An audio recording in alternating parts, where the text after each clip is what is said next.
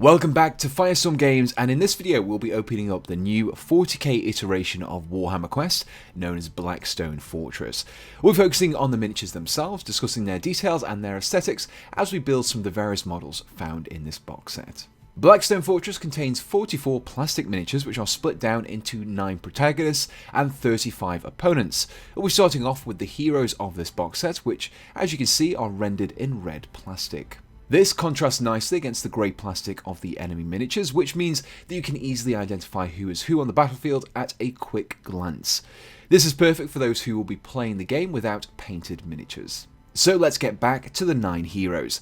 This ragtag bunch hail from a range of different backgrounds. We have the rogue trader Janice Drake, who is of Imperial descent alongside the Administrator Priest, an Imperial Navigator, a Missionary Zealot, a pair of Ratlings, and finally the ominous UR-025. An almost mythical man of iron, masquerading as a simple Imperial robot. Joining these, we also have 2 Xenos characters, an Eldari Ranger who fills the typical Alvin Ranger role of the party, and also the Kroot Tracker Dayak Grek. This addition of non-human characters to the roster throws back to the old Rogue Trader era, where seeing Xenos mercenaries working alongside Imperials was commonplace. Being individually named characters is fitting just how unique each of these protagonists are.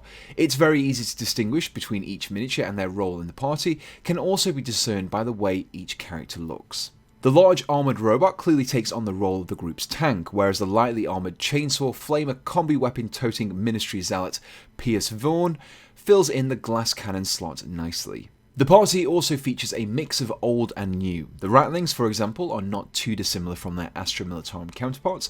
However, the Ministorum Priest Esbern Locarno, whilst reminiscent of the old Confessor Kirinov miniature, it's very much a new take on the Imperial Ecclesiarchy. My favourite character of the group is easily UR-025.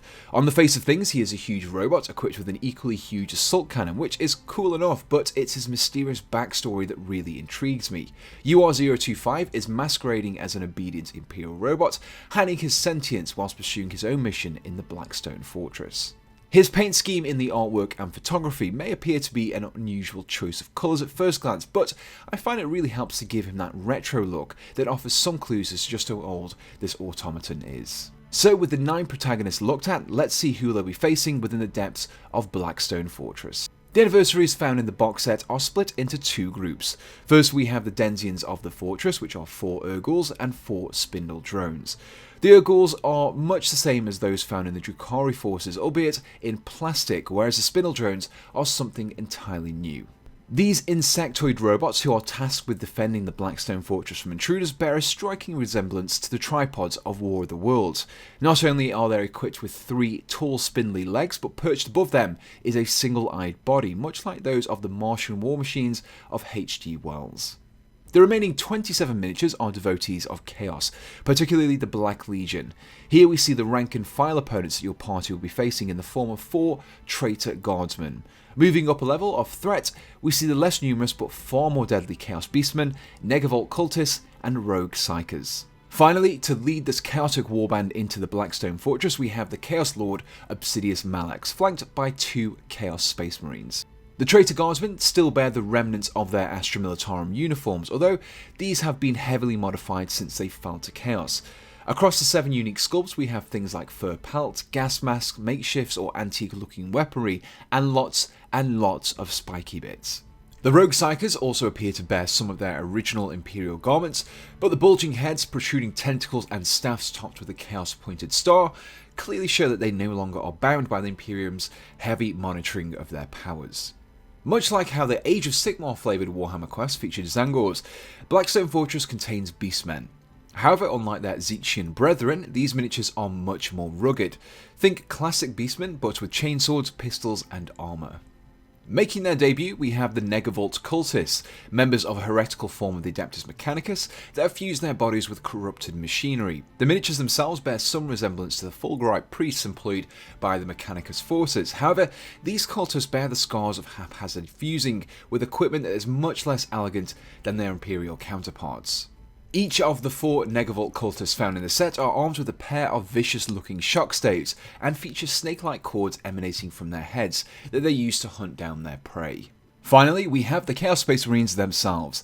The leader, Obsidious Malex, is particularly imposing with the large hammer he wields and the corrupted armor he wears.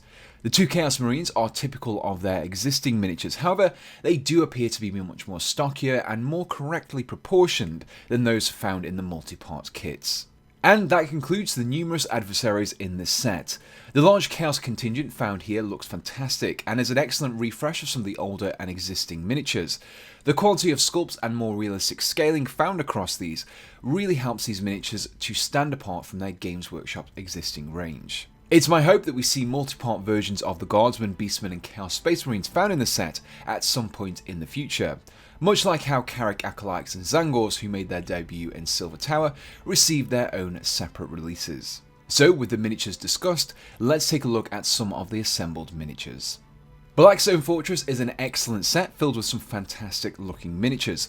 The sculpts and details are excellent. This is especially impressive when you consider that all the miniatures are push fit and easy to build without glue or other tools. Now, we haven't touched on the gameplay elements of this set, as Games Workshop already have this well covered, but it's still worth considering as we talk about this set's value for money. At £95 RRP, you really can't grumble. The set contains 10 unique characters, which are often priced. It's around the £10 to £15 mark individually, a whole host of rank and file miniatures, and finally everything you need to play a board game. It's a self-contained game for people who have no interest in 40k, but for anyone who does play the larger scale games, you have rules listings for using these miniatures in your regular forces too.